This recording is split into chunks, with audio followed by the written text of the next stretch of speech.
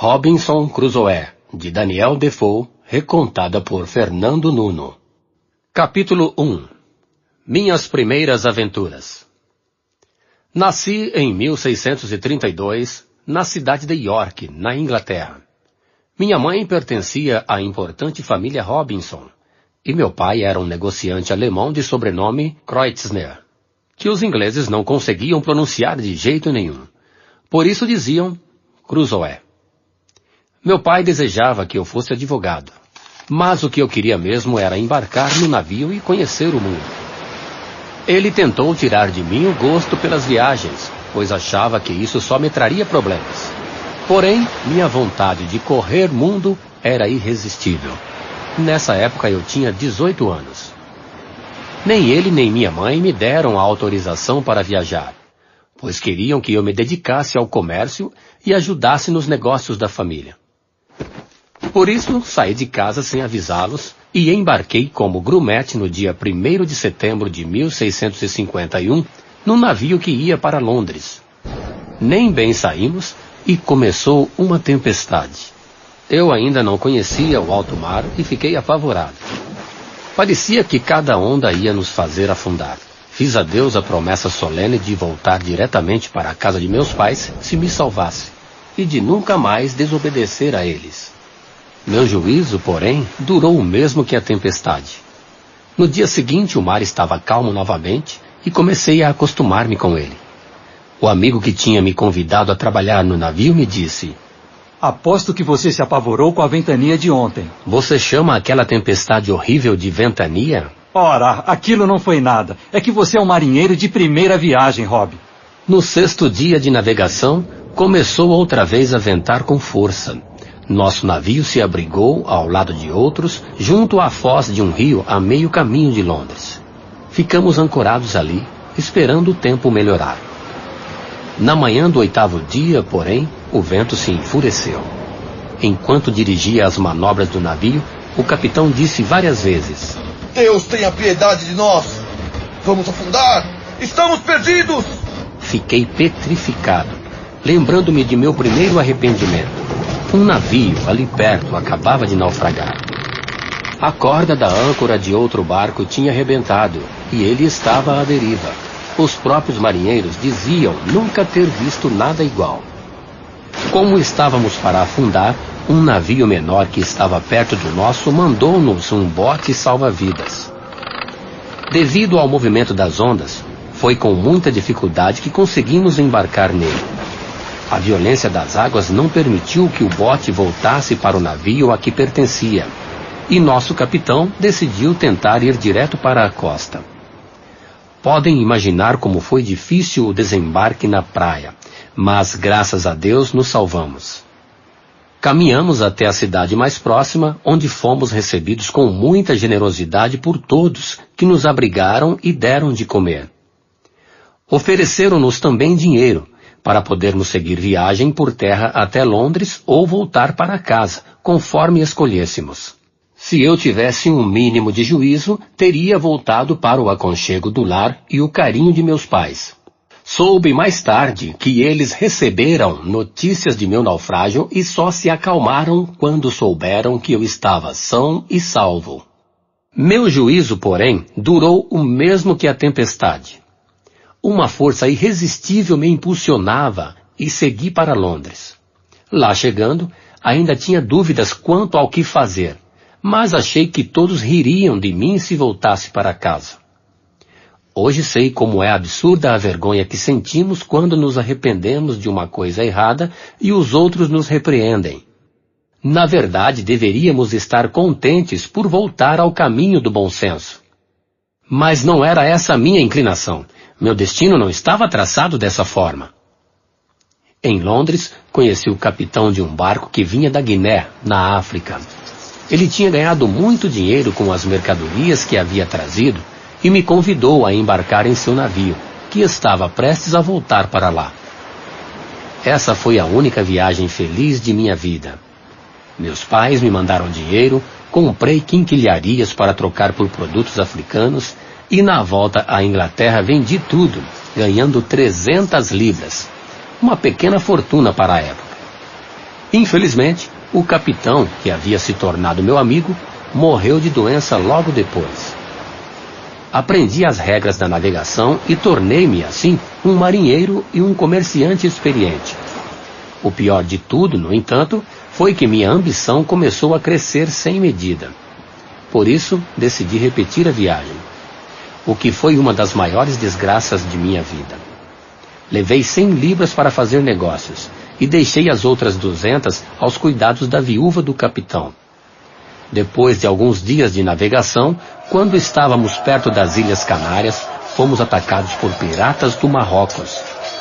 Resistimos com tiros de espingarda, mas eles eram mais de 60 e mataram vários dos nossos companheiros.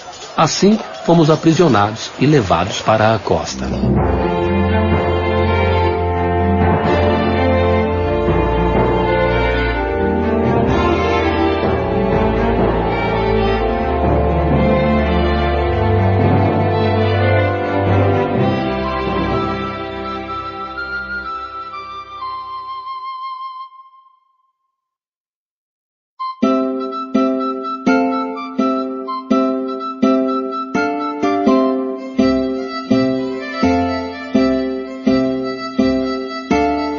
Capítulo 2.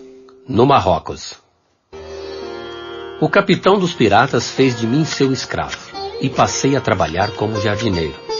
Às vezes, ele me levava quando saía para pescar. Isso me fazia sonhar com a possibilidade de, quem sabe, ser salvo por navios portugueses ou espanhóis que passassem pela região. Assim se passaram 2 anos. Com o tempo, tornei-me um ótimo pescador e o escravo de maior confiança da casa. Um dia, meu amo, que ia receber amigos para um banquete, mandou-me pescar sem ele. Saí para o mar, acompanhado de outro marroquino que trabalhava na casa e de um outro escravo, um africano. Procurei levar o máximo de comida e bebida para o barco, antes que eles viessem juntar-se a mim. E escondi tudo na cabina, onde estava guardada uma espingarda que se destinava à proteção de meu amo.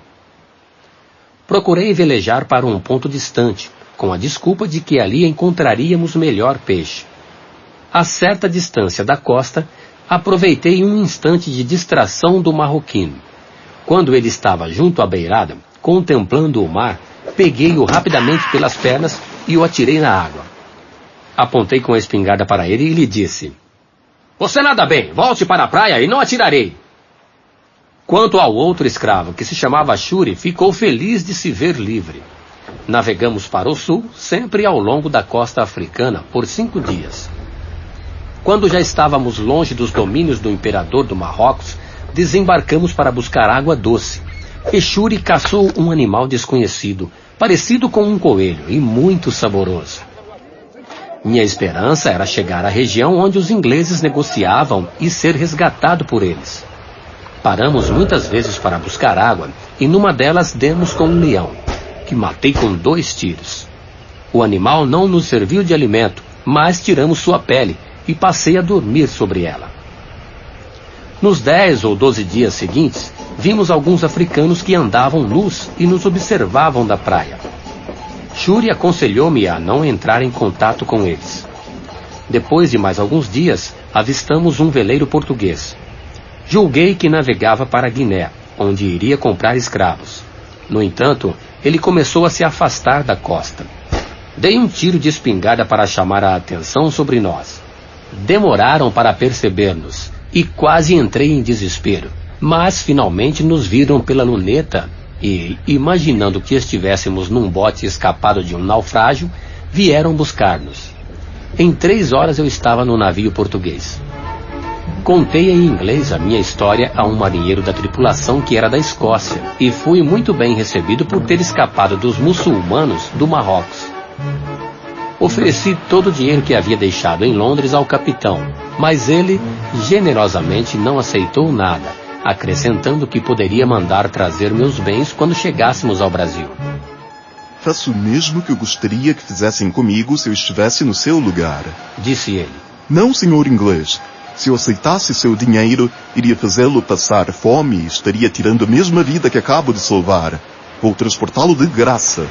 e quando chegarmos ao Brasil, use suas posses para pagar estadia lá e a volta para a Inglaterra. Além disso, quis comprar meu barco, que era excelente, e incorporá-lo a seu navio como mais um bote. Respondi que não podia cobrar nada em troca do que ele estava fazendo. Ele então me ofereceu um bom preço pelo barco e por todos os utensílios que eu trazia a bordo, afirmando que cobriria qualquer oferta que eu recebesse por eles no Brasil. Também fez uma boa oferta por Shuri, mas eu não quis receber nada por alguém que me havia ajudado tanto a chegar até ali. Fizemos uma boa viagem, e em 22 dias chegamos à Baía de Todos os Santos.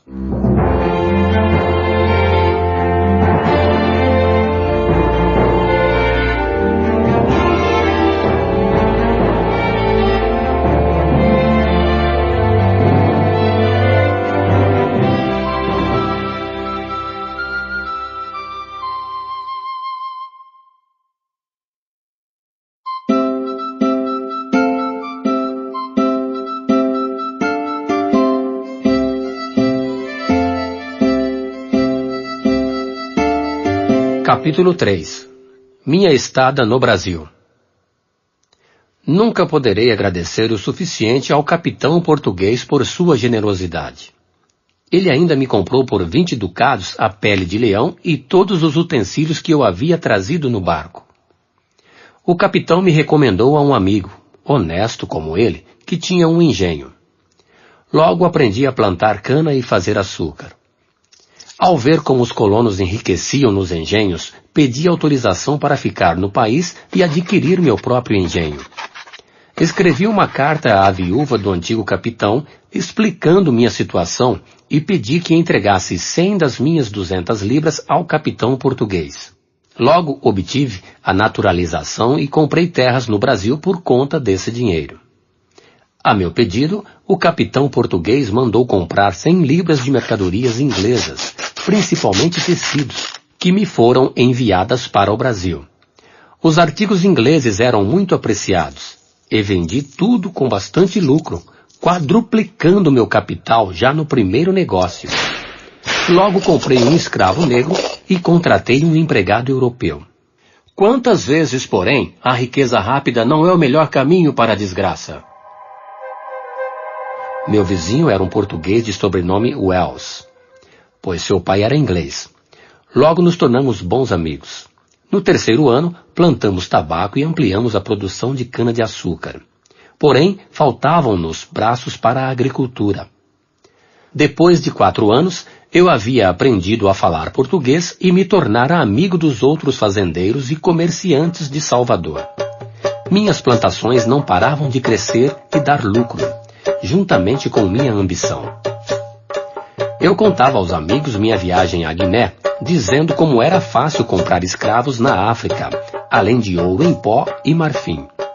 Todos ouviam com atenção, pois o preço dos escravos andava caro, devido ao monopólio dos negociantes portugueses e espanhóis. Um belo dia, 3 vizinhos vieram me fazer uma proposta secreta. Estavam dispostos a fretar clandestinamente um navio para a Guiné, a fim de trazer escravos que seriam escondidos e distribuídos aos poucos entre nossas fazendas para não despertar suspeitas. Eu iria dirigir o negócio e comandar a viagem, sem pagar nada, mas recebendo participação igual nos resultados. Seria uma ótima proposta para quem não estivesse estabelecido, mas eu já tinha umas 4.000 libras esterlinas, além das 100 que estavam guardadas em Londres, e minhas plantações continuavam a crescer. Fazer essa viagem seria a coisa mais descabelada que alguém na minha situação confortável poderia fazer. Porém, eu estava destinado a ser a causa de minha própria desgraça, e não consegui resistir àquela proposta. Assim como já havia desobedecido aos bons conselhos de meus pais. Deixei meus negócios aos cuidados dos amigos e resolvi fretar o navio imediatamente. Embarquei num dia pouco propício, 1º de setembro de 1659, justamente quando se completavam 8 anos da data em que havia abandonado a casa de meus pais. Nosso barco, de 120 toneladas, tinha 6 canhões e 15 marinheiros, além de mim e do capitão. Nossas mercadorias eram contas de vidro, pedaços de cristal, espelhinhos, faquinhas, tesouras e machadinhas. Em suma, as miudezas usadas para fazer trocas na África. Subimos ao longo da costa com a intenção de virar para leste a 10 graus de latitude norte, direto para a África. Depois de 12 dias, cruzamos a linha do Equador e já estávamos a 7 graus de latitude norte quando um violento furacão nos tirou todas as referências. Ficamos à deriva durante outros 12 dias, em meio à violência dos ventos. Alguns marinheiros foram varridos do navio pelas fortes ondas. Quando o tempo acalmou, o capitão calculou que estávamos a norte da foz do rio Amazonas, perto do rio Orinoco. Propus que fôssemos procurar ajuda mais a norte, nas Ilhas Caribes, aonde chegavam os navios mercantes ingleses. Era impossível continuar para a África sem consertar o navio. No entanto, uma segunda tormenta desabou sobre nós, arrastando-nos para o oeste, fora das rotas comerciais. De manhã, encalhamos na areia, não muito depois que um marinheiro gritou: Terra à vista! O vento soprava com tanta força que nos refugiamos nos camarotes. Nossa angústia era enorme. Não sabíamos se estávamos encalhados no continente ou em uma ilha, se a terra era habitada ou deserta. Não tínhamos dúvida de que o navio iria ser destroçado a qualquer momento pela fúria das águas. Olhávamos uns para os outros, esperando a morte a qualquer instante, e rezávamos, tratando de nos preparar para a outra vida, já sem esperanças quanto a esta. Um dos botes foi destroçado pelos vagalhões. Embarcamos no outro. Éramos 11 no total, e conseguimos baixá-lo à água num momento em que o vento amainou um pouco. Logo, porém, compreendemos que estávamos perdidos. As ondas eram altas demais. Nossa situação estava pior do que antes no navio. Mesmo assim, remamos com todas as forças. Não sabíamos se a costa era rochosa ou de areia. De repente, uma onda enorme se precipitou sobre nós, como uma montanha líquida, virando o bote e fazendo-nos submergir. Apesar de saber nadar muito bem, não consegui vencer a força dos vagalhões e engoli muita água. Fui arrastado até a praia, onde uma onda me deixou, quase afogado. Logo me levantei e corri para fugir de novas ondas que poderiam me levar novamente para o fundo. Elas, no entanto, foram mais rápidas que eu. Pude apenas tentar prender a respiração ao máximo e me manter boiando, quando possível. Meu medo era que as ondas não me trouxessem de novo à praia. Um vagalhão mais forte me arrastou com velocidade e violência para a areia. Prendi a respiração e tentei nadar com o que me restava de força. Quando pareceu que ia explodir por falta de ar, fui erguido pela água e pus a cabeça para fora por um segundo. Foi o suficiente para respirar o mínimo. Depois de ter sido atirado mais 2 vezes à praia, julguei ter finalmente firmado o pé. Mas outra onda maior me jogou contra uma pedra. O golpe foi tão forte que perdi os sentidos. Se outra onda tivesse vindo em seguida, certamente eu teria morrido. Mas, justamente quando ela chegava, recobrei a consciência e me agarrei com toda a força à rocha. As novas ondas não conseguiram arrancar-me dali e nos intervalos entre elas pude me mover para um lugar mais seguro. Ergui os olhos e agradeci a Deus. Logo percebi que tinha sido o único do navio a chegar à praia. Nunca mais vi nenhum de meus companheiros. E deles só pude encontrar 3 chapéus, um gorro e 2 sapatos de pares diferentes. Olhei para o navio e dei um grito de felicidade. Deus! Como consegui chegar até aqui? Meu contentamento logo passou, no entanto, quando me dei conta de minha situação. Encharcado, sem muda de roupa e sem comida nem bebida. Minha perspectiva era morrer de fome ou ser devorado por animais selvagens. Encontrei água, pelo menos, num riacho a meia distância. A noite chegava e subi numa árvore cheia de espinhos para passar a noite.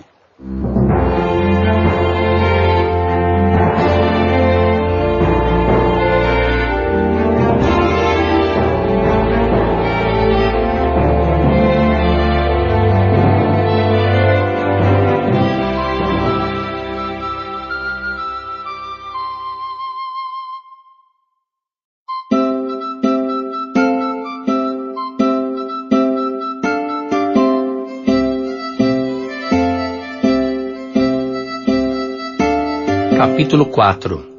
A ilha deserta. De manhã, a tempestade tinha terminado e o mar estava tranquilo. As ondas haviam trazido o navio para perto da rocha que quase me matou quando fui jogado contra ela. O bote estava na areia, umas 2 milhas para a direita da árvore onde dormi. Quando a maré baixou, nadei até o navio. Com muito esforço, subi por uma corda que estava pendurada para fora do convés. Logo pude satisfazer minha fome com os mantimentos que encontrei a bordo. Fiz uma balsa resistente, amarrando várias tábuas soltas que estavam no navio. Nela transportei para a praia todas as pranchas de madeira que encontrei e vários mantimentos: arroz, pão, 3 queijos, 5 pedaços de carne seca de cabra, que eram nossos habituais alimentos a bordo, e o que tinha sobrado dos grãos que dávamos às galinhas, as quais consumimos durante a viagem. Além disso, encontrei várias caixas de bebidas. Também peguei algumas roupas, ferramentas, armas e munições que achei a bordo. Levei tudo em 4 arcas de marinheiro e em alguns barris.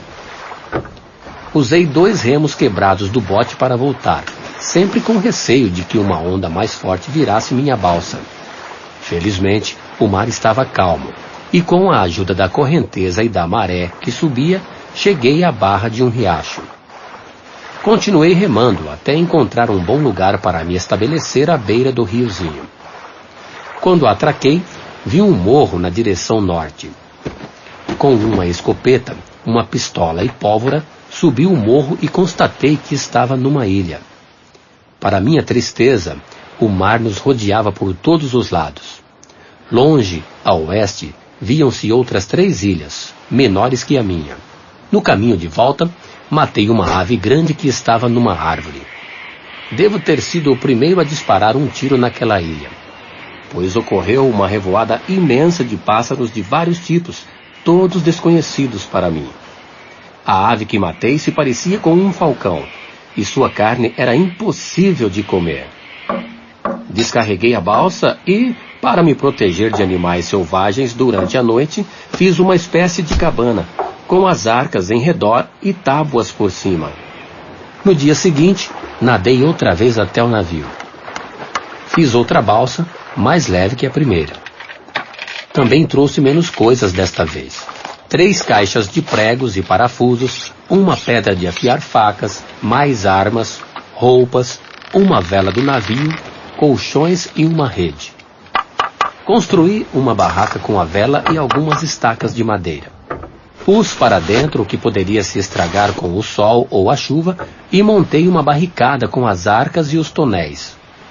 Deitei-me num dos colchões com 2 pistolas ao alcance da mão e protegido por algumas tábuas. Dormi muito bem porque estava muito cansado. Aproveitando a maré baixa, voltei ao navio 11 vezes em 13 dias, tirando dele tudo o que era possível. Trouxe todas as velas, cordas, ferragens, lonas e o melhor, um barril grande de biscoitos, 3 pipas de rum, uma caixa de açúcar e outra de farinha. Na cabine do capitão, encontrei uma arca com moedas de ouro e de prata. Pensei sorrindo. Que metal inútil! Não me serve para nada. Qualquer faca destas é mais valiosa. No final, acabei levando as moedas. Nessa mesma noite, ocorreu outra tempestade, e de manhã constatei que o navio tinha desaparecido. Alguns restos dele eram trazidos à praia pelas ondas. Se isso não tivesse acontecido, eu o teria desmontado e levado inteiro, tábua por tábua. Logo percebi que o lugar onde estava instalado era pantanoso e procurei outro, perto de água doce e que me desse proteção contra eventuais indígenas e animais selvagens. Também precisava ter vista para o mar, para que eu pudesse detectar qualquer navio que passasse por perto. Achei um ótimo lugar plano, junto a uma encosta rochosa e íngreme como um muro. Instalei-me próximo a uma concavidade da rocha que não chegava a ser uma gruta. Tracei um semicírculo com 20 passos de raio a partir da rocha. Cravei 2 fileiras de estacas pontiagudas com um pequeno intervalo entre elas nesse semicírculo. Preenchi os espaços amarrando bem as estacas e coloquei por dentro mais estacas inclinadas, apoiadas nas primeiras para reforçá-las. Nenhum animal ou ser humano conseguiria derrubar essa cerca nem passar por cima dela.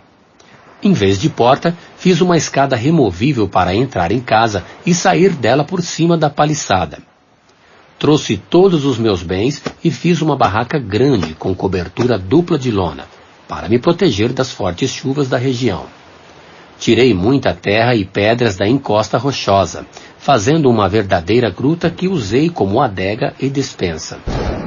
Um dia, quando caiu um raio mais forte, apavorei-me com a ideia de que minha pólvora poderia explodir. Assim, passei 15 dias separando e embalando-a em mais de 100 pacotes pequenos, que guardei ao abrigo da umidade e dos raios.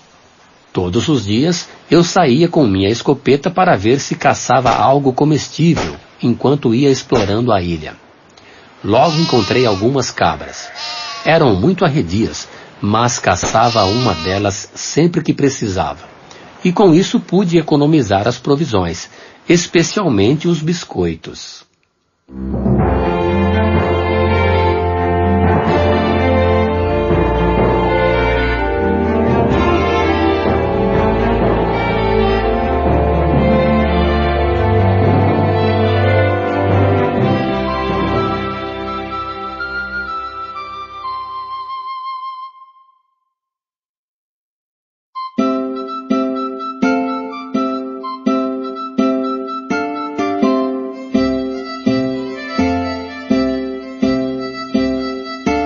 Capítulo 5. Meu diário. Pelos meus cálculos, cheguei à ilha no dia 30 de setembro de 1659.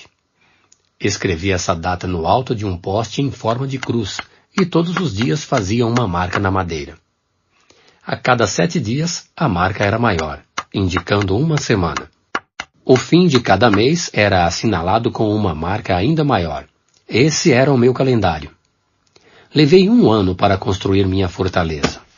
Tudo era muito difícil, principalmente fazer as estacas e fincá-las no lugar. Como tinha tempo de sobra para fazer o que quisesse, isso não me incomodava tanto, e eu buscava tornar minha vida mais confortável. O que me tranquilizou muito foi perceber que a ilha não tinha animais ferozes. Em suma, eu ia me acostumando aos poucos àquela situação. Até aqui, faltou contar apenas que tínhamos um cachorro no navio.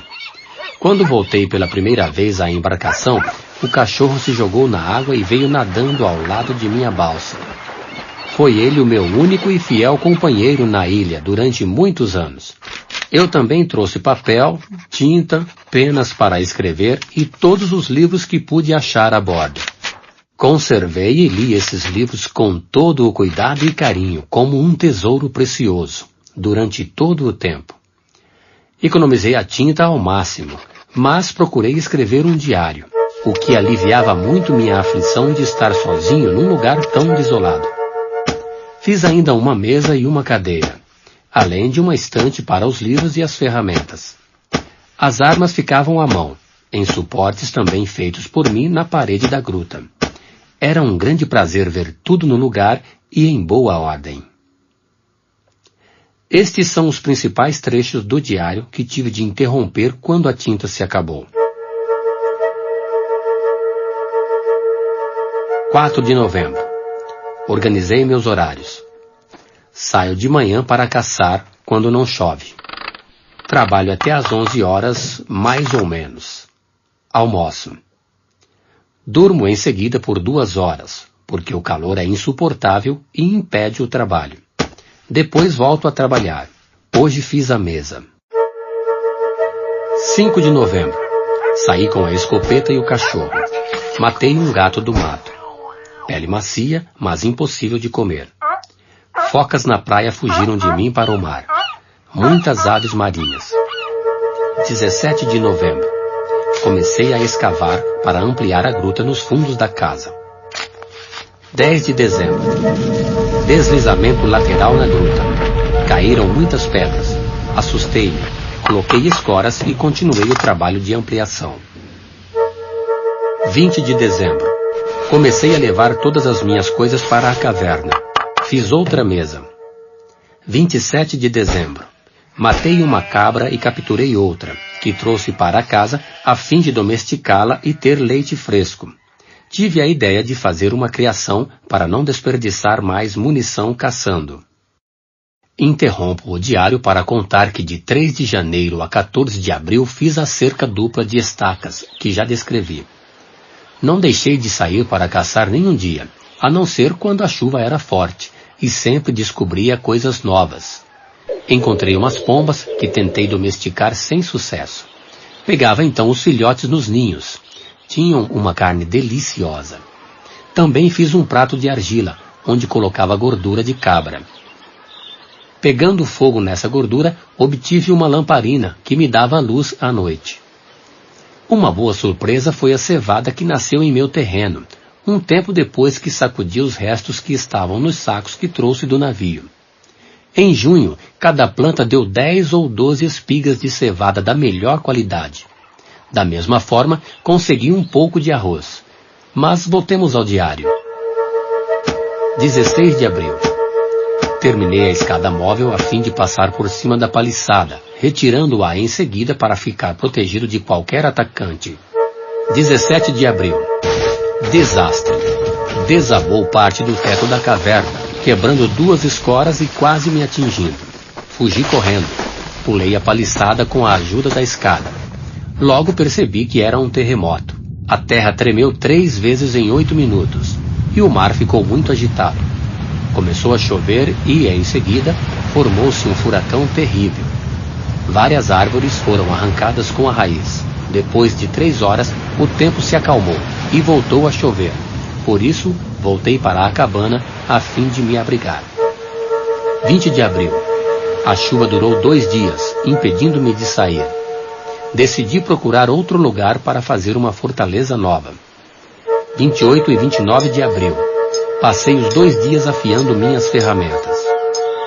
16 de junho. Encontrei uma enorme tartaruga na praia. 17 de junho.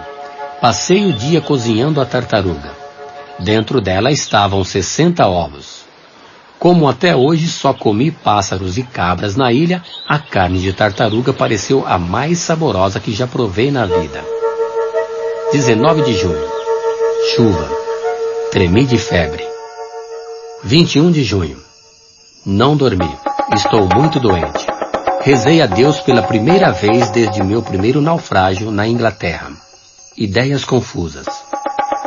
22 de junho. Um pouco melhor. 23 de junho. Piorei. Enxaqueca terrível. 26 de junho. Estou melhor. Saí para caçar, sentindo-me com fraqueza. Peguei uma cabra e comi um pedaço. 27 de junho. Febre alta, não comi nem bebi nada o dia todo, rezei muito, a febre cedeu. Dormi. Tive um sonho horrível. Eu estava sentado no chão, depois da tempestade. Um homem surgiu numa nuvem escura, envolto por uma luz tão brilhante que eu não suportava olhar para ele. O chão tremia como num terremoto. O ar estava cheio de línguas de fogo. Ele disse com voz terrível: "Já que não se arrepende mesmo, vai morrer." E levantou uma lança no ar para me matar. Acordei terrivelmente assustado, pedindo perdão a Deus por todos os meus pecados. 28 de junho. Passei bem a noite. Aliviado pelo sono profundo, consegui me levantar. Tomei bastante água e assei um pedaço de cabra. 30 de junho. Estou bem melhor. Pude sair para caçar, mas só perto de casa. Matei 2 aves marinhas. 14 de julho. Há 10 dias comecei a dar pequenos passeios, pois ainda me sentia fraco. 15 de julho. Resolvi fazer a exploração completa da ilha. Rodeando a costa, encontrei outro riacho de água fresca e limpa. 16 de julho. A cada dia, avancei um pouco mais em relação à área explorada no dia anterior. Hoje, encontrei boas frutas silvestres, parecidas com melões, além de uma variedade de uvas. Cheguei a uma clareira fértil e florida que se estende para o oeste com coqueiros, laranjeiras e limoeiros. As laranjas eram doces e trouxe uma boa quantidade de todas as frutas para casa. Senti uma aflição íntima ao perceber que tudo aquilo era só meu, mas não tinha com quem compartilhá-lo. Voltei várias vezes a esse vale delicioso e em agosto construí nele uma cabana com uma cerca dupla em círculo em volta dela. Assim passei a ter uma casa de campo e a residência principal na praia. De 14 de agosto a meados de outubro, choveu forte todos os dias. Fiquei pelo menos 12 dias sem poder sair de casa, mas por sorte meu estoque de provisões era abundante. De manhã comia um cacho de uvas passas, pois havia deixado secar essas frutas que eram bem doces. Almoçava um pedaço de carne de cabra, de pombo ou de tartaruga, e jantava 2 ou 3 ovos. Durante as chuvas, continuei a ampliar a caverna, e acabei construindo um túnel que veio dar na outra encosta do morro, e passou a me servir de entrada dos fundos. Minha casa ficou mais vulnerável, mas os animais de maior tamanho da ilha eram as cabras. Portanto, não precisava me preocupar com bichos que entrassem por ali. 30 de setembro. Primeiro aniversário de meu naufrágio. Contei as 365 marcas no poste que me servia de calendário. Fiz jejum e meditação religiosa. Como a tinta está acabando, passei a escrever no diário apenas os acontecimentos mais importantes. Anotei as alternâncias do clima na ilha e comecei a fazer o controle de minhas plantações de cevada, arroz e outros vegetais, além de programar as outras atividades, de acordo com o regime de chuvas, de calor e de frio. As estacas da cerca dupla em volta da casa de campo eram de um tipo de árvore que voltava a brotar. Assim, no fim do ano, a cabana começou a ficar protegida do sol pelas copas formadas por esses galhos novos. Decidi, então, substituir as estacas de minha casa principal por esse tipo de madeira. Quando elas deram galhos, passei a contar com um tipo adicional de proteção, que me ajudou a me defender mais tarde, quando foi necessário, e como contarei no capítulo apropriado.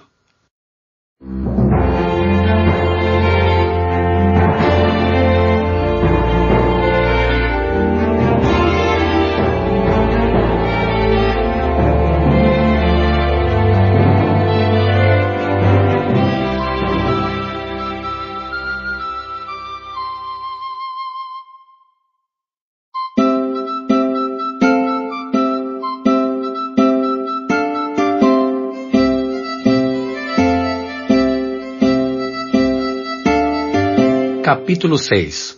Muito trabalho para um homem só. Notei que as estações do ano não eram as 4 da Europa, mas apenas 2, a da seca e a das chuvas. Aproveitei o tempo chuvoso, em que não podia sair, para ler e fazer muitas outras coisas, como cestos de vários tamanhos, testando a flexibilidade das madeiras da ilha, e copos, tigelas e recipientes de barro. No fim do período das chuvas, fui, com um machado pequeno, uma escopeta e o cachorro, explorar a parte da ilha que me faltava conhecer. Quando a noite chegava e eu estava longe de casa, dormia em galhos trançados no alto das árvores, com medo de animais desconhecidos. Do alto de um morro, pude avistar, para o outro lado da ilha e a muita distância, uma terra montanhosa, que não se podia distinguir se era continente ou ilha. Capturei um filhote de papagaio e consegui domesticá-lo. No entanto, passaram-se vários anos antes que ele conseguisse me chamar pelo nome. Meu cachorro caçou um cabrito sem matá-lo. Amarrei-o e o levei para a casa de campo, de novo com a ideia de fazer uma criação. O bichinho logo se domesticou, e muitas vezes vinha atrás de mim como se fosse um cachorro. No 30 de setembro seguinte, segundo aniversário de minha chegada à ilha, fiz as mesmas coisas que na mesma data do ano anterior. Mais triste ainda por não ter surgido nenhuma oportunidade de ser resgatado daquela solidão. Tudo estava em ordem, não me faltava abrigo nem comida, mas eu continuava só. Por outro lado, comecei a sentir um outro tipo de felicidade, apesar de todo o trabalho que tinha com esta vida tão diferente da que levava antes, junto aos outros seres humanos. Não vou cansar o leitor com um relato de minha rotina durante os anos seguintes, mas é preciso dizer que, além de todo o tempo gasto trabalhando, todas as tarefas apresentavam grandíssimas dificuldades, pela falta de ferramentas e materiais adequados. Por exemplo, o trabalho de fazer e colocar prateleiras na gruta me consumiu meses, mas com paciência e perseverança fui resolvendo os problemas que surgiam.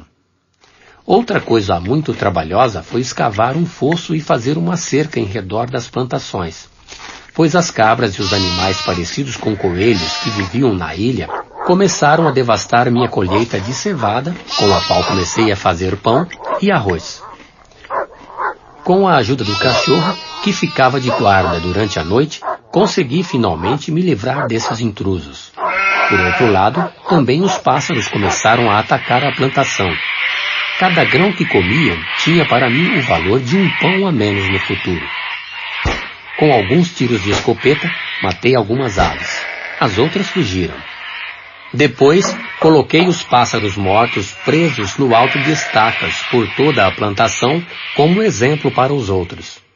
O fato é que esse truque deu certo, e as aves nunca mais apareceram por ali.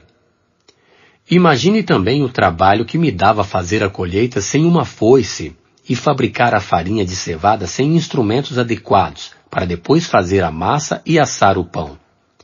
Como as pedras da ilha se quebravam com facilidade, eu amassava os grãos com pedaços limpos de uma madeira muito dura, semelhante ao pau-ferro que havia conhecido no Brasil. Ainda bem que o leitor não viu como eram feias e disformes as vasilhas de barro que fiz e pus para secar ao sol.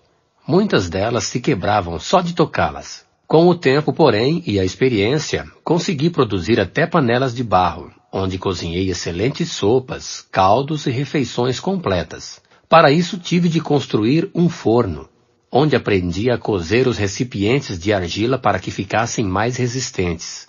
Isso sem contar as muitas outras tarefas que se sucediam ao longo de cada ano. Meu companheiro de conversas era o papagaio. Com o tempo, ele aprendeu a repetir o nome que lhe dei, Paul.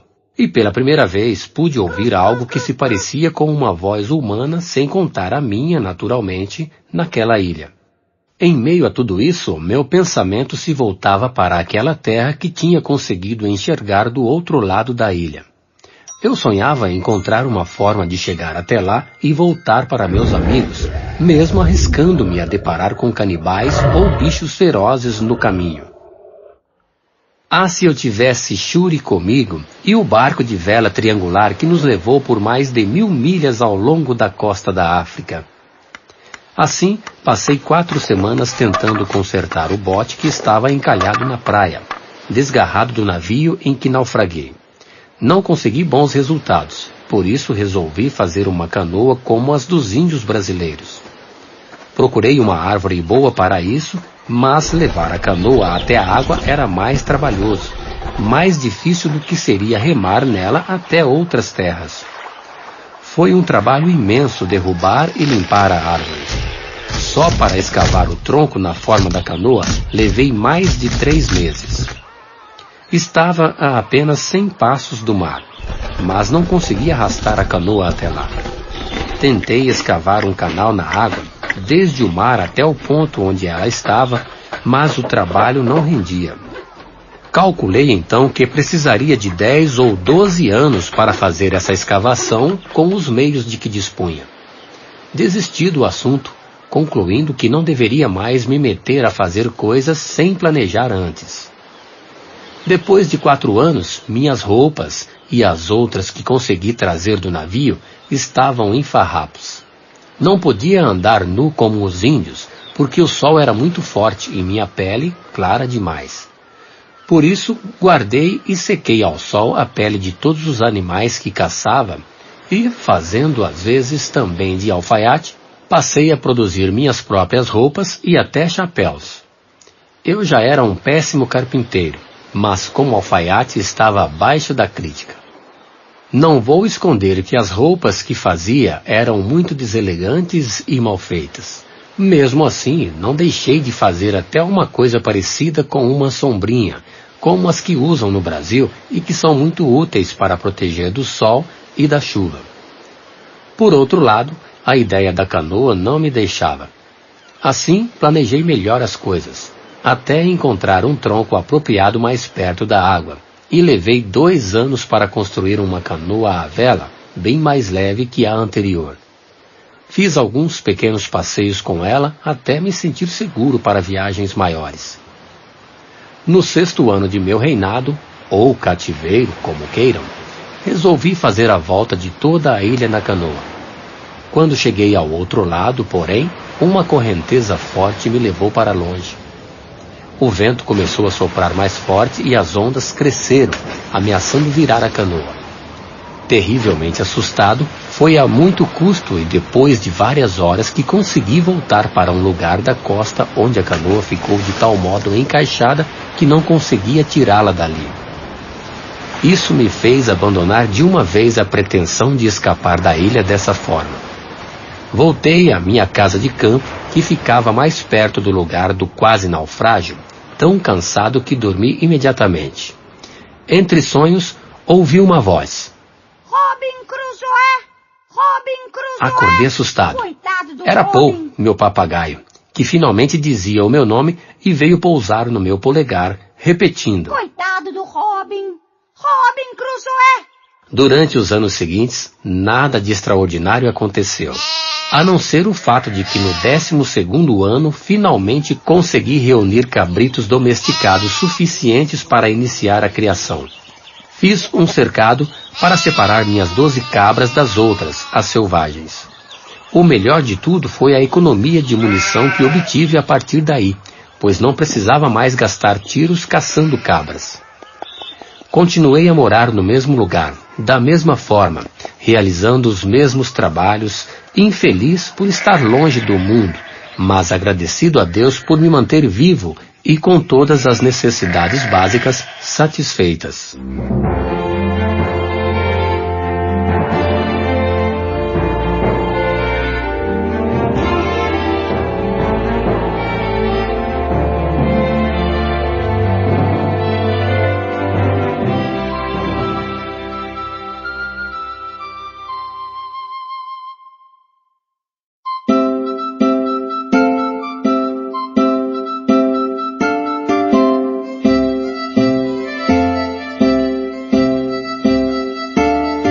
Capítulo 7.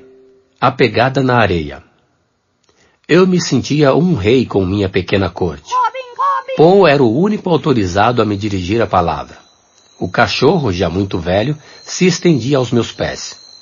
Só me faltavam pessoas. No entanto, nem disso me posso queixar, porque logo elas começaram a aparecer, e em abundância. Certo dia, em uma de minhas explorações pelo outro lado da ilha, fiquei muito surpreso ao descobrir a marca nítida de um pé descalço na areia de uma praia. Foi como se eu tivesse sido atingido por um raio. Fiquei perplexo, olhando para todos os lados, pensando se aquilo não seria uma alucinação minha, mas não. Era evidente a pegada de um ser humano. Nunca uma pessoa voltou tão rapidamente e com tanto pavor para seu lar. Cheguei ao meu castelo, que foi como passei a chamar minha casa desde então, aterrorizado. Passei a noite sem dormir. Quanto mais o tempo passava, mais impressionado ficava. Quem poderia ter deixado aquela marca? Onde estava o barco que teria trazido essa pessoa? Quantas outras estavam com ela? Seria o próprio diabo quem havia deixado a pegada para me atemorizar? Cheguei à conclusão de que o diabo teria maneiras mais eficazes de me assustar. Devia ser algo muito pior, ou seja, selvagens das terras próximas haviam sido trazidos pela correnteza à minha ilha, mas tinham logo ido embora. Pensei na sorte que tinha por não terem percebido a presença de uma pessoa na ilha, senão àquela hora já estariam em bandos à minha procura para me devorar. Essas ideias me atormentaram durante meses, até que me ocorreu que a pegada podia ser minha própria, de um passeio anterior. Eu não lembrava mais com exatidão se já tinha caminhado ou não por aquela praia, mas só podia ser isso. Mesmo assim, apesar de acalmado por essa ideia, sentia medo todas as vezes em que saía, mesmo que só para ordenhar as cabras ou ir até a casa de campo. Ocorreu-me então que devia voltar àquela praia e comparar a pegada com a de meu pé. Fiz mais uma vez a excursão até o outro lado da ilha, apenas para descobrir que aquela pegada era bem maior que a do meu pé. Voltei para casa novamente sobressaltado, pensando no que deveria fazer para melhorar minha segurança. Minha primeira providência foi construir outra paliçada, também dupla e em semicírculo, para proteger a saída da caverna pelos fundos. Além disso, reforcei todas as linhas de defesa. Ao todo, acho que coloquei mais de 20.000 estacas. Em 5 ou 6 anos, as estacas produziram tantos galhos que minhas casas, plantações e animais estavam camuflados com perfeição por bosques espessos. E pensar que toda essa preocupação era por causa de uma simples marca de pé humano. 2 anos se passaram nesses cuidados constantes, sem novidade, até que um dia, quando cheguei ao topo do morro que dava para o outro lado da ilha, pareceu-me ver uma canoa que se afastava ao longe no mar. Estava tão distante que não pude ter certeza de que fosse mesmo um barco. Desci até o ponto extremo da ilha e dei graças a Deus por me haver levado para morar exatamente do lado oposto. Quais não foram meu terror e meu espanto quando vi na praia algumas caveiras, mãos, pés e ossos humanos.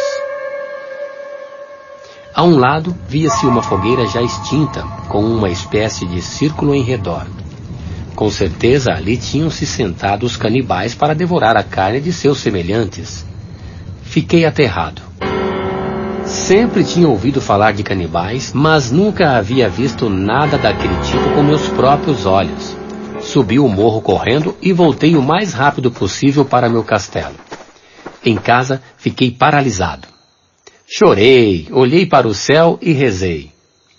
Refleti que os canibais nunca vinham à ilha para procurar nada, mas apenas para devorar seus prisioneiros. Eu tinha permanecido 18 anos sem ver ninguém. E poderia passar outros 18 sem ver nem ser visto. Minha preocupação maior passava a ser esta: a de me manter escondido aos olhos de estranhos, a não ser que fossem amigos.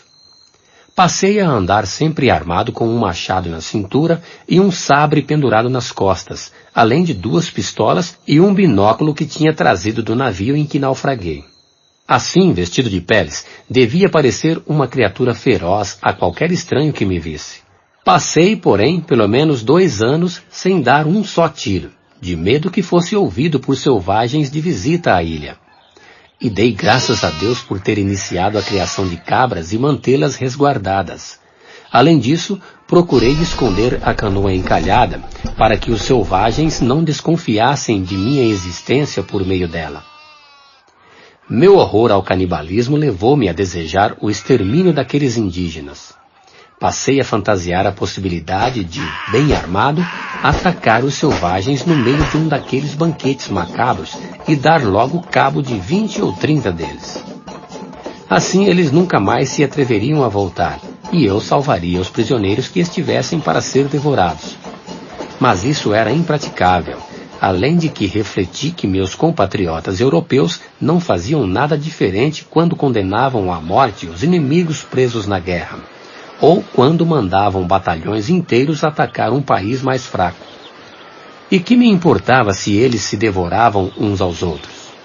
Contanto que não me atacassem, o melhor era mesmo não chamar a atenção sobre mim e continuar escondido. Depois, a religião proíbe a vingança. Quanto mais um ataque sangrento a pessoas inocentes. Inocentes, pelo menos, em relação a mim. Deus decidiria o que fazer com os selvagens. A partir daí, passei também a cozinhar apenas na caverna, e com pouco fogo, para evitar que a fumaça denunciasse minha presença. Procurei novas distrações e atividades para passar o tempo, pois agora saía menos e sempre com muito cuidado. Robin Ensinei palavras novas a Paul. O cachorro foi um companheiro excelente, mas morreu depois de 16 anos. Capturei outros 2 papagaios, mas nenhum era tão falador como Paul, e domestiquei outras aves marinhas, que frequentavam minha casa e faziam os ninhos no arvoredo que se havia formado sobre minha cerca.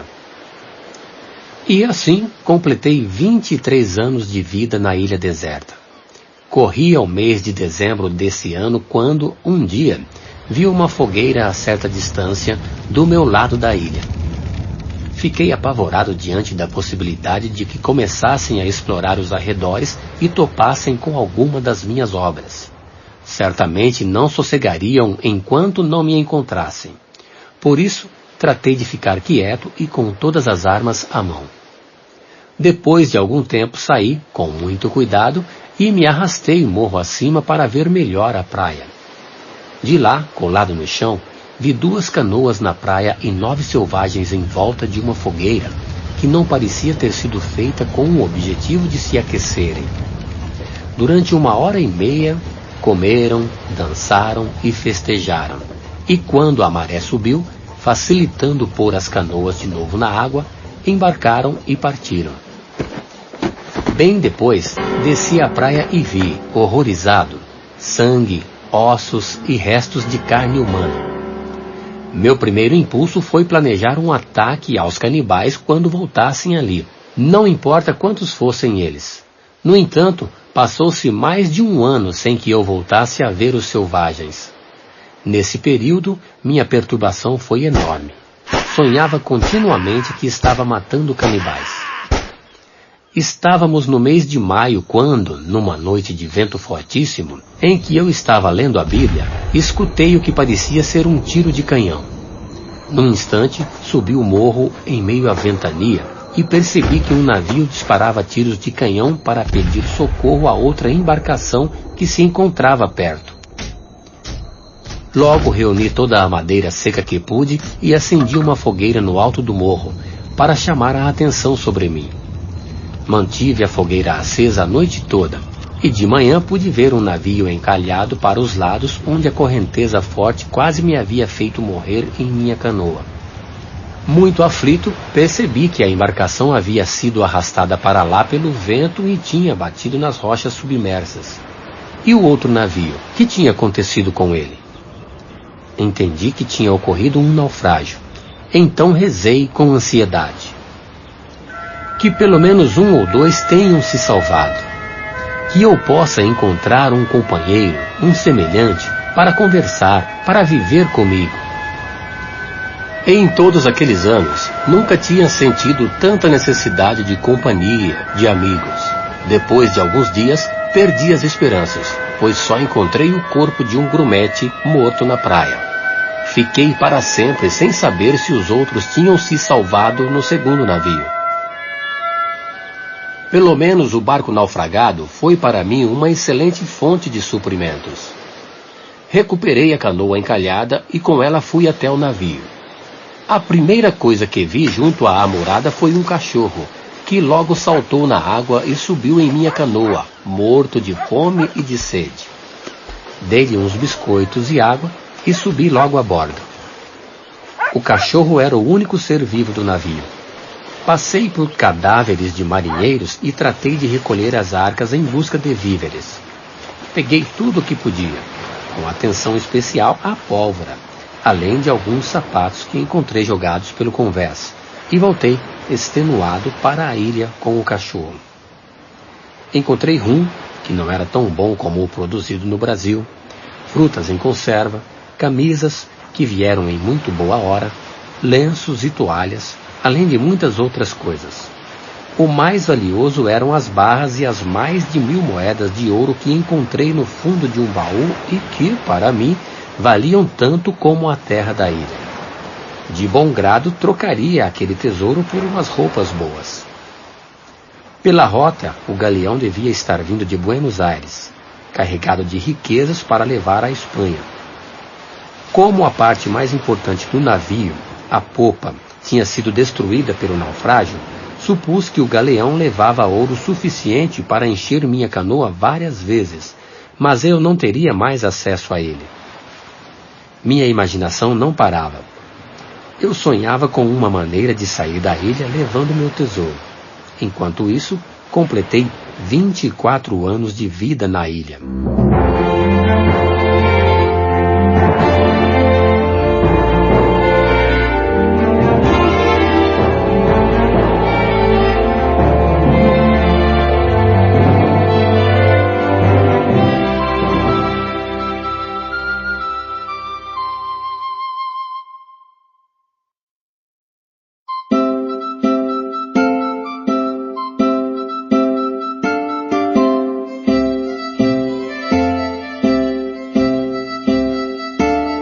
Capítulo 8. Meu amigo Sexta-feira. Tive um sonho de conteúdo bem diferente das minhas preocupações. Sonhei que, saindo do castelo como fazia todas as manhãs, vi 3 canoas com 11 selvagens na praia. Estavam arrastando um outro, que sem dúvida iriam matar e comer. Mostrei minha escada ao prisioneiro sem que os canibais percebessem. Ele escapou e subiu os degraus para o castelo. Agora, pensei no sonho, tenho um guia que conhece estas ilhas e vai me ajudar a encontrar o caminho para sair daqui com a canoa. Acordei surpreso e feliz por ter sonhado uma ideia nova. Se eu conseguisse libertar um prisioneiro dos canibais, ele me ajudaria a sair dali. A dificuldade maior, naturalmente, seria enfrentar os selvagens. E elaborei vários planos com esse objetivo. Certo dia, 30 deles chegaram à ilha em 5 canoas. Com a ajuda do binóculo, vi que traziam 2 prisioneiros. Um deles foi morto com uma bastonada logo em seguida. O outro, aproveitando um descuido dos canibais, saiu correndo pela praia, justamente na direção do meu castelo. Lembrei-me do sonho, só que nele nenhum selvagem veio atrás do fugitivo. Na realidade, porém, 2 canibais saíram correndo atrás dele. Peguei minhas armas e desci imediatamente em direção à praia. Escondi-me na vegetação entre o fugitivo e os perseguidores.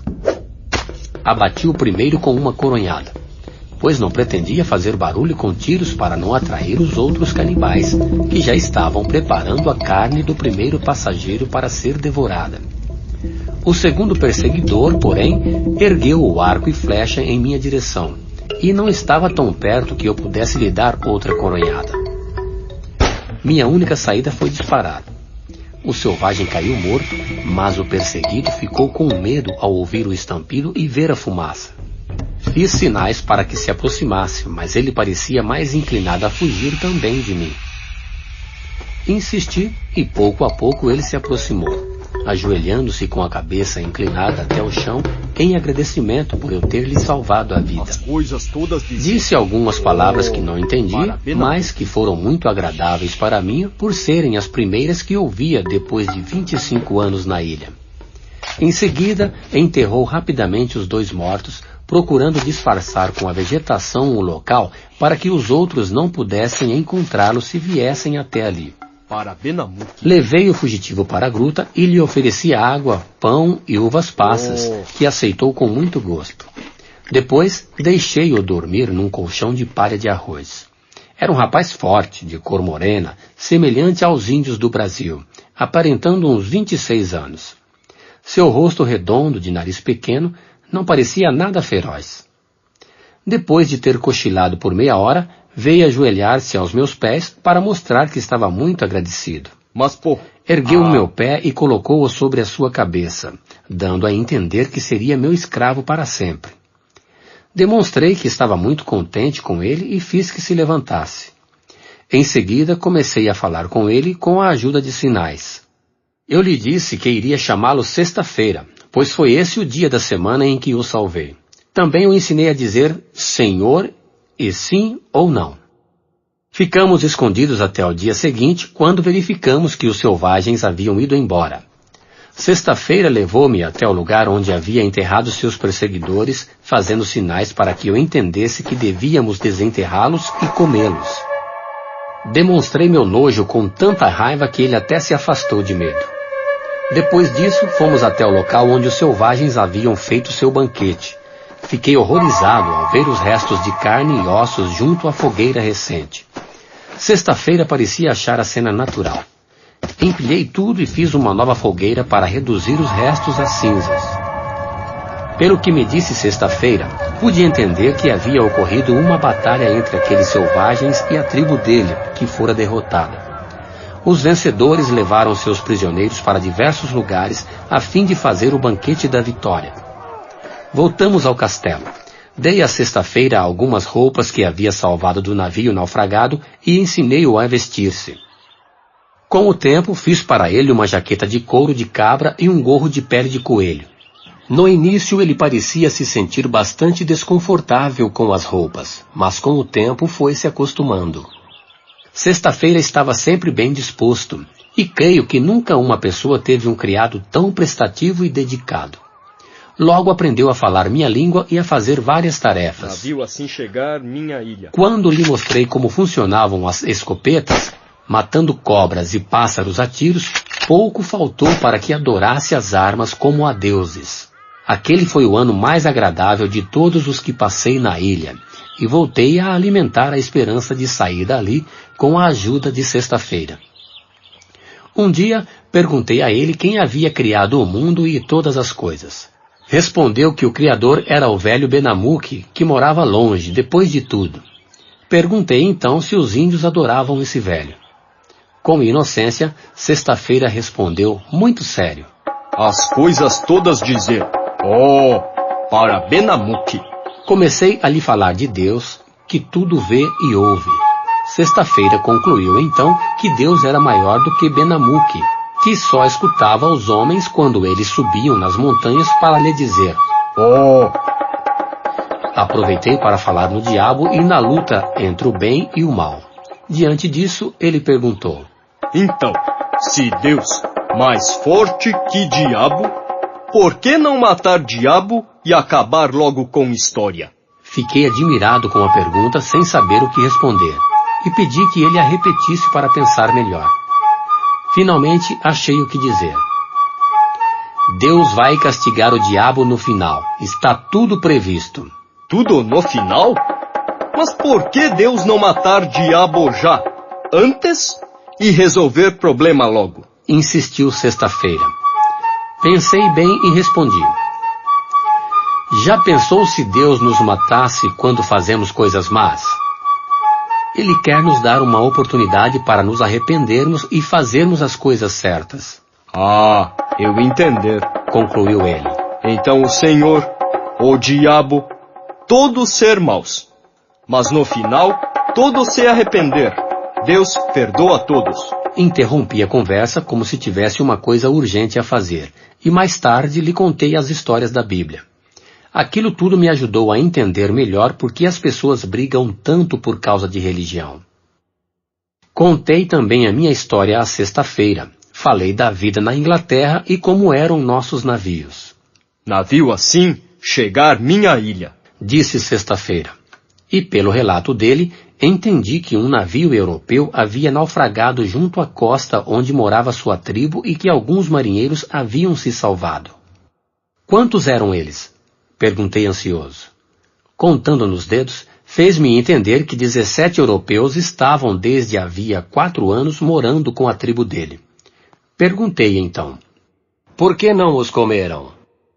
Eles fazer irmãos, nós só comer inimigo que faz guerra. Um dia claro, quando subimos ao morro mais alto da ilha, sexta-feira apontou, cheio de alegria, para a terra que eu tinha avistado ao longe. Era lá que ele morava. Também apontou para a praia em minha ilha, aonde já tinha vindo para devorar inimigos. Porém, depois de tudo o que falei a respeito, havia decidido que nunca mais faria isso. Aquilo reacendeu em mim o desejo de sair da ilha. Animado, levei sexta-feira até minha velha canoa. Ele logo percebeu que um barquinho como aquele não aguentaria a travessia. Fui então mostrar-lhe o bote que construí primeiro, bem maior, mas impossível de transportar até a água. Embora o barco já estivesse desgastado pelos mais de 20 anos passados, Sexta-feira pôde dizer que um bote como aquele era suficiente para a viagem. Passamos então a procurar uma árvore adequada para construir um barco novo, o que fizemos em 1 mês. Conseguimos levá-lo até o mar e constatamos que navegava muito bem. Construímos então o mastro e a vela, além de uma âncora. Quando se iniciou meu 27º ano na ilha, Sexta-feira estava aprendendo a manobrar o veleiro, pois até então só conhecia canoas a remo. Um dia de manhã, ele voltou correndo da praia aos gritos. Senhor, desgraça! 1, 2, 3 canoas! 1, 2, 3! Pelo modo como ele falava, pensei que fossem 6 canoas, mas eram mesmo só 3. Sexta-feira, vamos ter que lutar, disse eu. Eu morre quando o senhor mandar. Foi a resposta dele.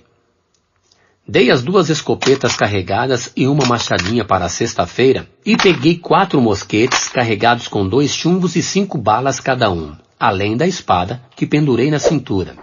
Peguei o binóculo e subi o morro para observar os inimigos. Eram 21 selvagens em 3 canoas, trazendo 3 prisioneiros. Um dos prisioneiros era um homem barbudo, que era como Sexta-feira chamava os europeus. E os selvagens eram da tribo inimiga do povo dele. Depois que desembarcaram, nós nos escondemos entre as árvores, prontos para atirar. Quando eu disse, fogo! Ambos disparamos e matamos 4 inimigos, ferindo outros 5 logo nos primeiros tiros. Os selvagens entraram em pânico, sem saber de onde vinha o ataque desconhecido e inesperado. Continuamos a atirar, eliminando mais alguns deles. E corremos para a praia até o prisioneiro branco que estava de mãos e pés amarrados.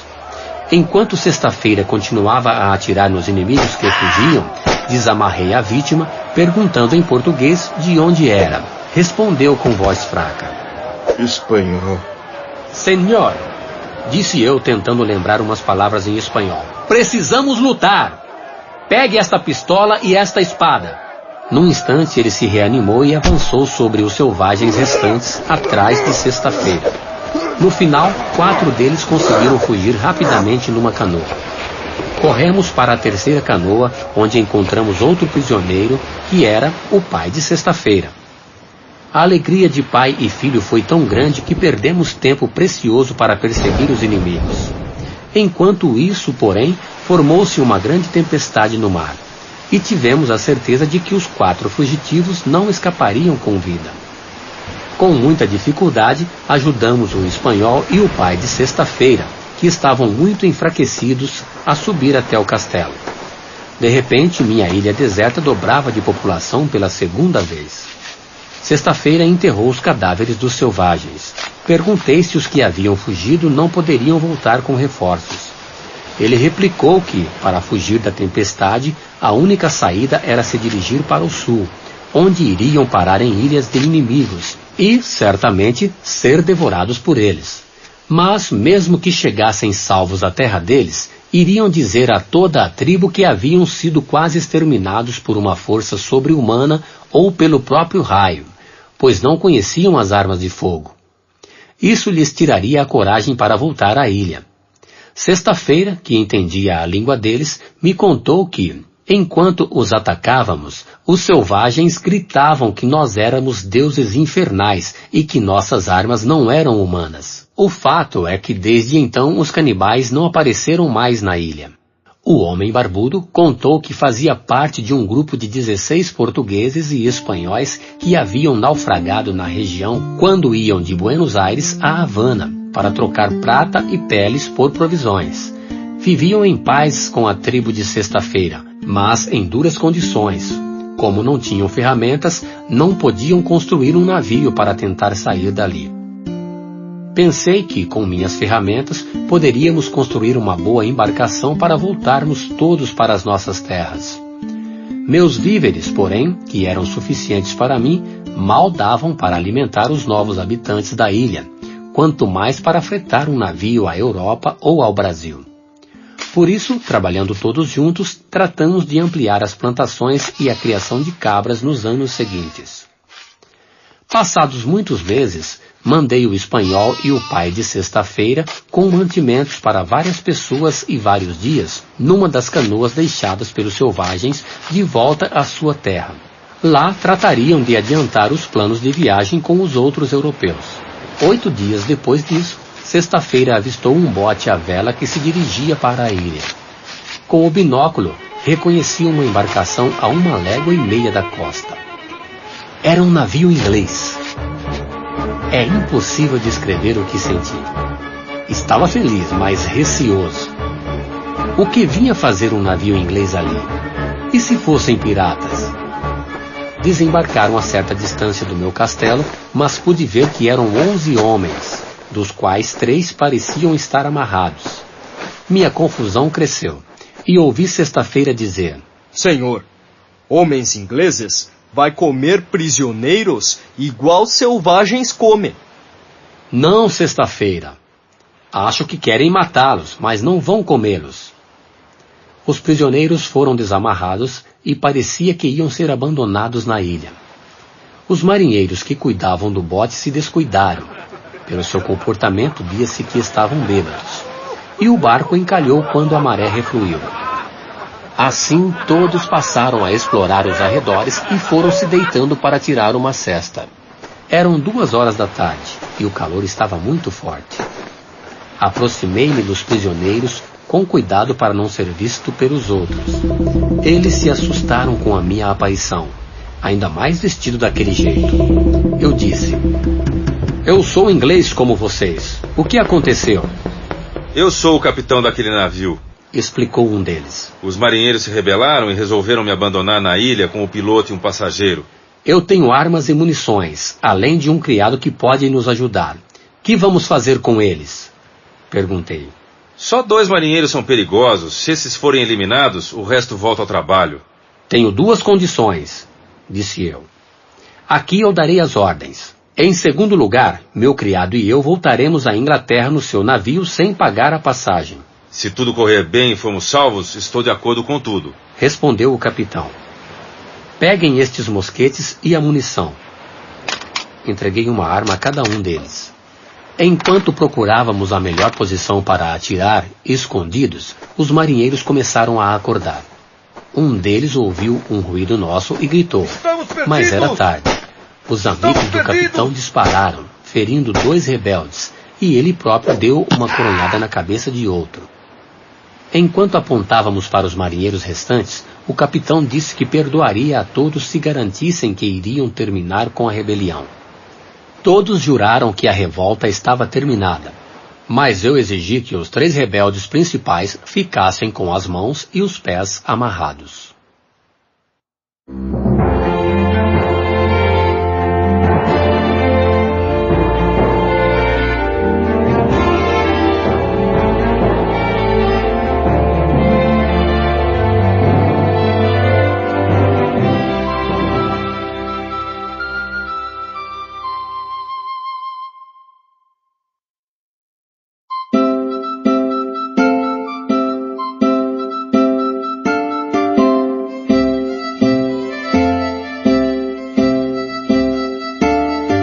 Capítulo 9. Final desta aventura. Mais tarde, contei toda a minha história ao capitão, que a ouviu emocionado. Ele e seus amigos se maravilharam com a forma como garanti minha sobrevivência durante tanto tempo na ilha. Ficaram especialmente admirados com meu castelo e como fiz para escondê-lo entre as copas das árvores formadas na paliçada e que cresciam tão rapidamente na ilha. O problema agora era atacar o navio, que estava dominado por outros 26 revoltosos. A essa hora, eles já deveriam estar preocupados com a demora de seus companheiros em retornar. A certa altura, deram um tiro de canhão e fizeram sinais com a bandeira para que o bote retornasse. Como não houve resposta, mandaram 10 homens com armas de fogo em outro bote. Observando-os com o binóculo, o capitão disse que nele vinham 3 homens honestos, que haviam participado da revolta a contragosto, ao contrário dos outros. Separamos os prisioneiros. Sexta-feira e um dos amigos do capitão levaram os mais perigosos para a caverna, onde ficaram amarrados. Quanto aos outros, como se podia confiar neles, ficaram sob meu comando. Quando o segundo bote chegou à praia e os marinheiros viram outro barco abandonado, deram tiros para o alto. Ninguém respondeu. Então começaram a discutir e voltaram para o bote, dando os companheiros como perdidos. Isso nos deixou assustados, pois nos tirava a possibilidade de derrotá-los e tentar conquistar o navio. Tive uma ideia. Mandei Sexta-feira e o piloto irem até a ponta de pedras e darem gritos para chamar a atenção. O plano deu certo. Para chegar até lá, os marinheiros tiveram de entrar com o bote numa enseada que formava uma espécie de porto seguro na ilha. Ali desceram todos novamente, deixando só 2 no barco. Enquanto nós dominávamos esses 2, Sexta-feira, que conhecia todos os caminhos, e o piloto continuaram a gritar. Os marinheiros tiveram de correr várias horas atrás deles, dando uma grande volta pela ilha. Quando anoitecia, eles desistiram e voltaram para o bote. Qual não foi sua surpresa ao ver que, com a maré baixa, o barco estava encalhado e os 2 sentinelas tinham desaparecido. Assim, ficaram terrivelmente amedrontados. O mais desesperado e covarde era o contramestre, que tinha sido justamente um dos líderes da rebelião. Sexta-feira e o piloto já tinham se juntado a nós, e continuávamos escondidos. Protegido pelo mato e pela escuridão, o capitão se aproximou do contramestre e lhe deu um tiro, matando-o na mesma hora. A seguir, avancei com todo o meu exército. Eu era o general. Sexta-feira, o ajudante de ordens, e o capitão, seus 2 amigos e os 3 marinheiros que haviam mudado de lado eram os meus soldados. Devido à escuridão, os rebeldes não podiam saber quantos éramos. Mandei um dos nossos marinheiros gritar os nomes dos inimigos, um por um, e dizer: Rendam-se! Vocês estão cercados pelo nosso capitão e mais 50 homens. O contramestre já morreu. Se renderem, suas vidas serão poupadas. Momentos depois, todos jogaram as armas no chão. Mandei que meus homens os amarrassem bem. Foi assim que meu exército de 50 homens, que na verdade eram 8, dominou o inimigo e tomou o outro bote. O capitão fez um discurso aos prisioneiros contra a rebelião, mencionando os castigos que o governador da ilha poderia lhes dar, uma vez que Deus havia trazido a todos para um lugar que já tinha um governador inglês. Disse também que o governador queria matar a todos, mas ele, capitão, o convencera a deixar os marinheiros presos e vivos para serem julgados num tribunal da Inglaterra. Menos Will Atkins, que seria enforcado por ser um dos líderes da rebelião. Era tudo invenção, claro, mas o governador conseguiu o que queria. Todos agradeceram por terem a vida poupada e pediram perdão. Atkins se ajoelhou, pedindo ao capitão para falar ao governador. Então tive outra ideia. Escondido no mato, chamei o capitão e mandei um de meus homens repetir o chamado dizendo: Capitão, o governador quer falar com o senhor. Diga a sua excelência que vou imediatamente. Respondeu o capitão, deixando os prisioneiros convencidos de que o governador estava realmente ali com 50 soldados. Quando chegou ao meu lado, expliquei ao capitão os meus planos para tomarmos o navio na manhã seguinte. Atkins e outros 2 dos rebeldes principais foram levados à caverna. Os demais ficaram amarrados entre as 2 cercas da paliçada do castelo. De manhã, o capitão propôs a esses prisioneiros menos perigosos que, se estivessem dispostos a unir-se a nós para retomar o navio, talvez fossem perdoados pelo governador, evitando o julgamento na Inglaterra. Rapidamente, todos se ajoelharam e aceitaram o trato. Agora vamos conversar com o governador. O capitão veio me dizer que tinha a impressão de que eles iriam se comportar bem. Eu pedi a ele que separasse 5 dos prisioneiros para ajudá-lo e dissesse a esses 5 que os outros 2, juntamente com os 3 prisioneiros na caverna, ficariam como reféns do governador. Ao menor sinal de traição, os reféns seriam enforcados na praia. Ficaram todos impressionados. Os reféns imploraram aos outros que cumprissem sua parte com lealdade. À meia-noite, com os homens distribuídos nos 2 botes, o capitão se aproximou do navio. Quando chegaram ao alcance da voz, ele mandou um dos marinheiros gritar que haviam demorado para encontrar o primeiro bote e os outros companheiros. Em seguida subiram a bordo, pegando os outros de surpresa.